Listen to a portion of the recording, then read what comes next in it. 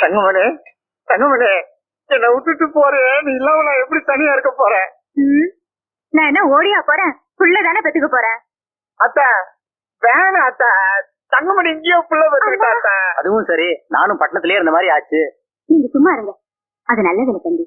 ஒரு பொண்ணு தாய் வீட்டுலதான் குழந்தை பெற்றுக்கணும், அதுதான்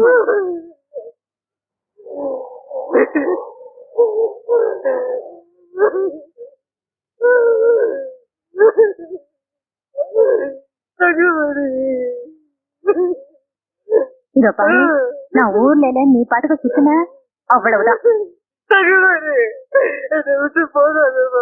சிகரெட்டு குடின்னு ஆரம்பிக்க கூடாது. தங்கமணி சீக்கிரம் வாமா, வண்டி புறப்பட போகுது.